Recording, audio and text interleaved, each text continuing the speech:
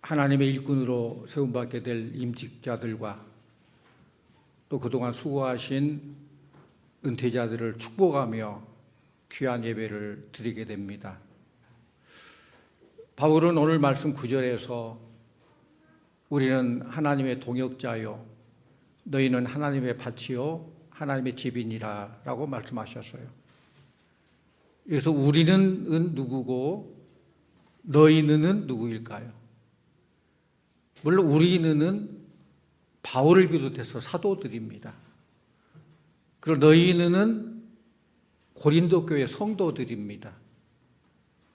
사도와 성도들을 구분하지만은 우리 모두는 하나님 앞에서 모든 성도가 제사장의 신분을 가지고 있어요. 그래서 이제 만인 제사장설 이후에 우리 모두는 다 하나님의 동역자예요. 그러므로 오늘 세워지는 장로, 안수집사, 권사, 그리고 아름답게 은퇴하시는 이 모든 분들은 교회를 섬기는 사람이란 직분을 넘어서 하나님께 함께 일하는, 하나님과 함께하는 하나님의 동역자라는 영광스러운 자리에 서 있습니다. 여러분, 동역자가 왜 영광스럽습니까? 하나님의 동역자라고 했어요. 우리 하나님은 전지전능하신 하나님이신 줄로 믿습니다. 그 말은 여러분들이 하나님 안 도와줘도 하나님 다 하실 수 있는 분이에요. 하나님이 뭐가 부족해서 여러분의 도움이 필요하겠습니까? 심지어 돌을 들어서도 소리치게 하고 나귀를 말하게 하고 그럴 능력이 하나님께 있습니다. 그건 하나님께서는 그렇게 하지 아니하시고 여러분들을 택하셔서 여러분을 통해서 이 시대에 귀한 사명 맡겨주시고 일하시기를 원하십니다. 그것이 하나님의 큰 은혜요 축복인 줄로 믿습니다. 오늘 말씀의 배경을 보면은 당시 고린도 교회 안에서는 교인들끼리 파당이 생겼어요. 교회 안에 파당이 생기면은 교회가 교회 사명을 잘 감당하지 못해요. 고린도 교회가 파당이 생긴 이유가 무엇일까요? 헬라 사람들은 지식 습득을 아주 높은 가치를 뒀어요. 누군가가 많은 지식이 있다, 누가 새로운 것을 알고 있다, 그럼 그 사람을 존경했어요. 물론 사람이 새로운 것을 알고자 하는 알매 욕구는 나쁜 것이 아니죠. 그런데 신앙생활이 있어서 늘 새로운 것만을 듣기 원하면은 이단은 그것을 이용을 해요. 이단은 늘 질문을 가지고 질문이 퀘스천 마크잖아요. 그게 어떻게 보면 낚시바늘 같아요. 그걸로 꿰서 들어가는 거예요. 그동안 듣지도 못한, 알지도 못한 뭔가를 만들어서 그걸 제시하고 거기에 뭐가 있나 보다 쏠기돼가지고 이단에 빠지는 그런 경우가 많이 있어요.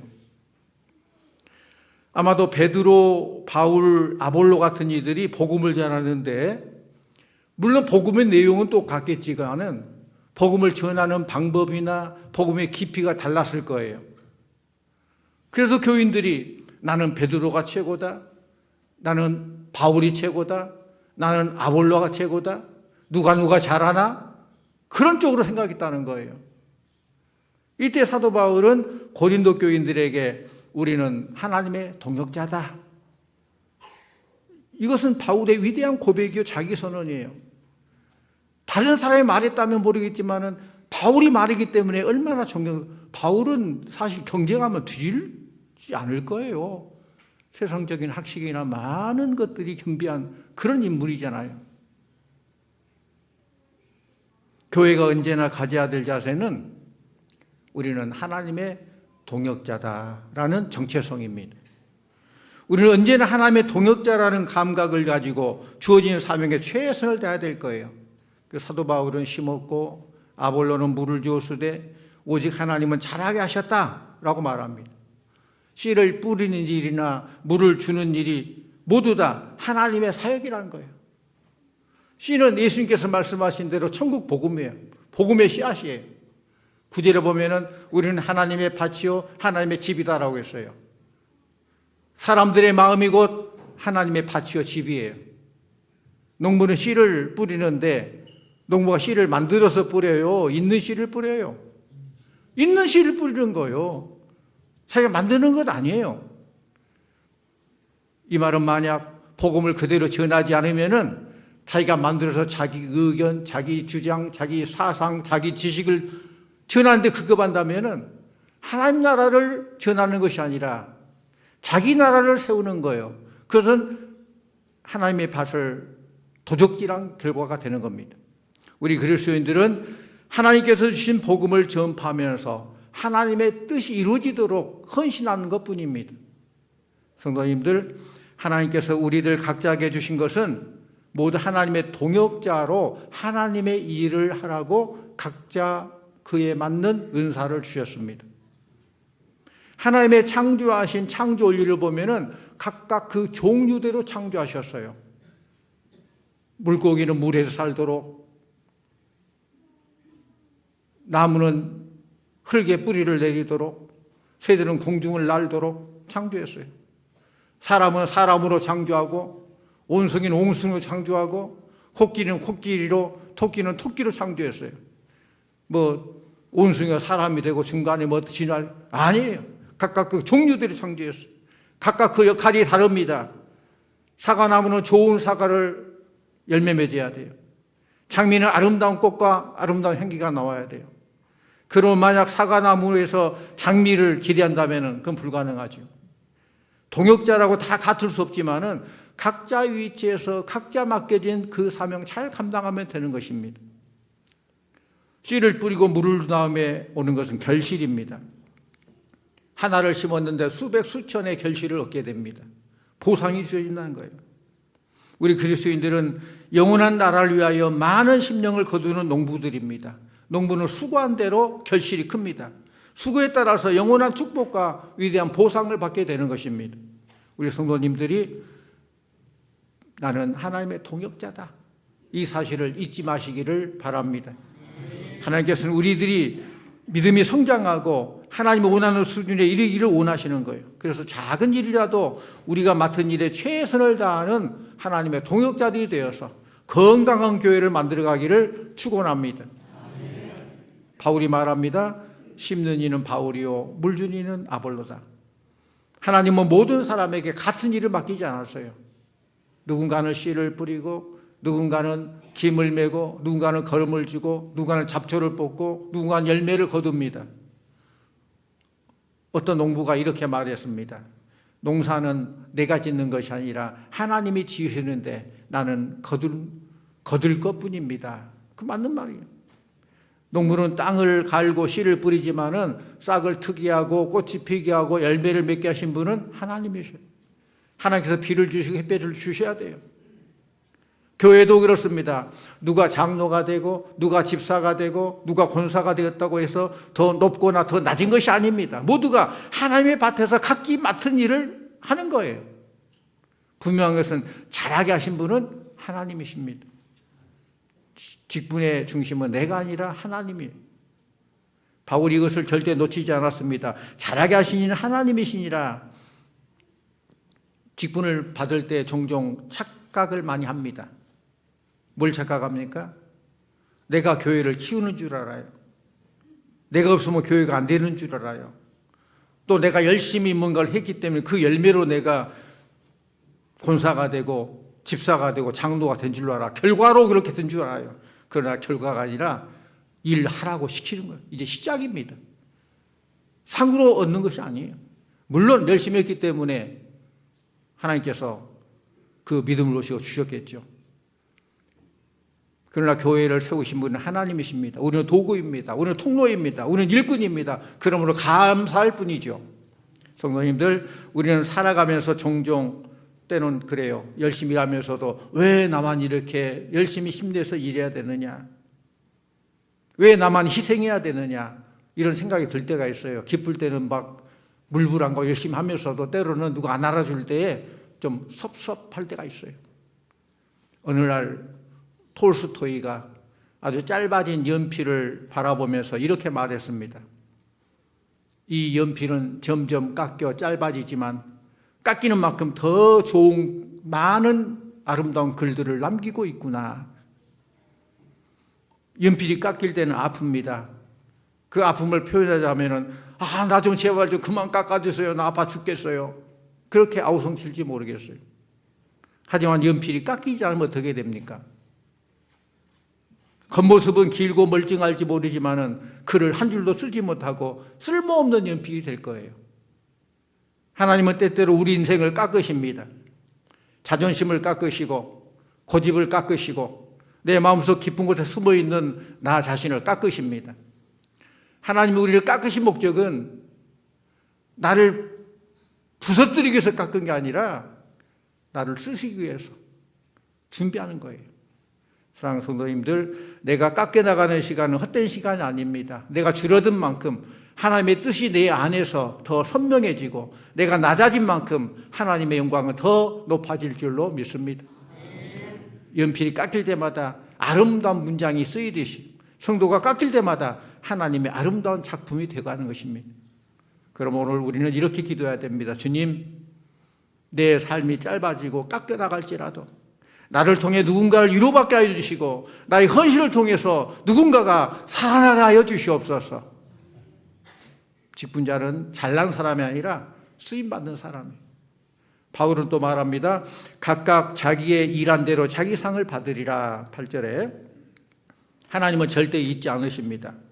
누가 기도로 눈물로 기도했는지, 누가 누구를 잘 챙겨줬는지, 누가 주방에서 열심히 봉사하는지, 누가 교회에 해로운 일을 하는지까지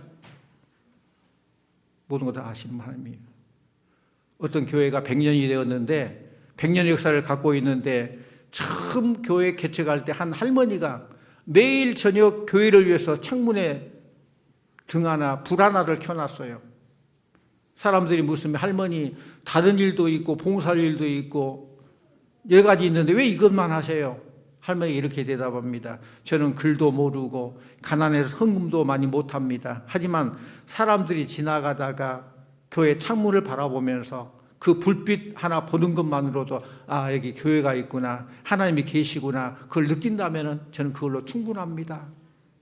그 촛불 하나가 100년의 역사를 만들어냈다는 거예요. 하나님은 이렇게 한 사람의 작은 봉사도 잊지 아니하시고 귀하게 보십니다. 우리는 하나님의 동역자입니다. 하나님은 우리와 함께 일하시기를 원하셔요. 여러분 생각해 보십시오. 이 세상을 지으신 하나님이 우리의 동역자라는 거예요. 우리의 생사복을 주관하신 하나님 우리를 동역자 삼아주셨다는 거예요. 또 다시 말하면 내가 하나님의 동역자라면 하나님은 내 일에도 동역자이신 줄로 믿습니다. 내 일로 하나님께 책임져 주시는 거예요. 이보다 더 큰 영광이 어디가 있겠습니까? 어린 아이가 아버지가 자동차 고치는 모습을 보면서 아빠 나도 도와줄게요. 그 아이가 할 수 있는 것이 뭐가 있겠어요? 그냥 작은 나사 하나 가지고 있어? 잡고 있어? 그런 것뿐이겠죠.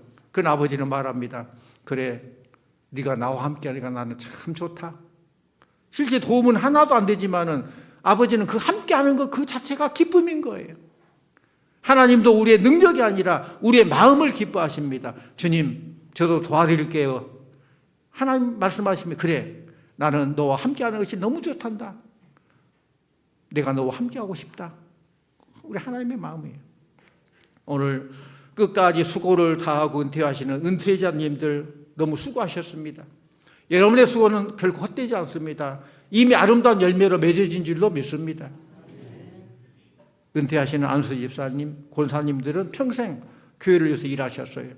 보이지 않는 곳에서 기도하셨고 때로는 눈물로 일하고 때로는 가정보다 교회를 먼저 생각하기도 했습니다. 오늘 우리는 그분들의 삶을 향해서 큰 감사와 존경을 보냅니다. 곡식 익으면 고개를 숙입니다. 은퇴자들의 모습이 그랬습니다. 많이 익은 삶, 많이 섬기는 삶, 많이 헌신한 삶일수록 고개를 더 숙이죠. 은퇴는 끝이 아니라 또 다른 시작이에요. 직분은 은퇴했어도 사명은 은퇴가 없어요. 힘이 다할 때까지, 목숨 다할 때까지 할 수 있는 일 하는 거예요. 그래서 기도의 자리, 격려의 자리, 믿음의 본이 되는 그 자리로 하나님께서 여러분을 계속 사용하실 것입니다. 또한 하나님이 지금 새로운 일꾼을 세우십니다. 오늘 순서에 보니까 우리 운주교회가 11분이 은퇴하시고 그 갑절인 22명 일꾼으로 세워지니까 얼마나 복되고 얼마나 수지 맞는 일이에요.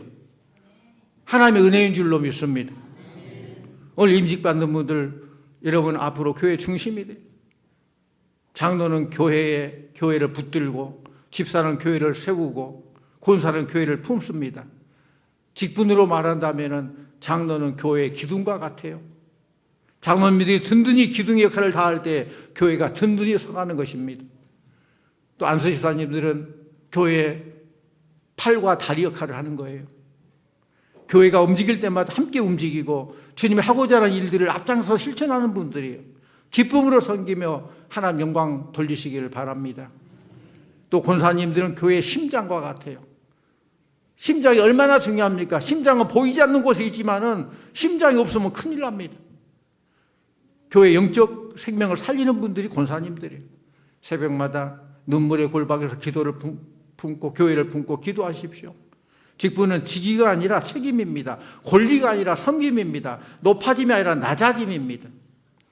오늘 임직받는 분들, 또 장로님, 안수집사님, 권사님, 명원사님 각각 역할은 다 다르지만은 목적은 하나입니다. 교회를 세우고 주의 몸을 이루는 것입니다. 경쟁이 아니라 동역이고 비교가 아니라 협력입니다. 그러므로 오늘 임직받는 분들은 주님의 손에 들려 아름다운 작품을 함께 만들어가는 하나님의 일꾼들입니다. 귀하게 쓰임받은 일꾼들 다 되시기를 바랍니다. 그리고 모든 성도님들도 그 일꾼들을 인정해주고 또 함께 동역하면서 하나님의 나라를 이뤄나가고 이 시대에 하나님께서 찾으시는 그런 아름다운 교회, 축복된 교회, 하나님 마음을 시원케 하는 그런 운주교회가 되시기를 간절히 축원합니다. 기도합니다.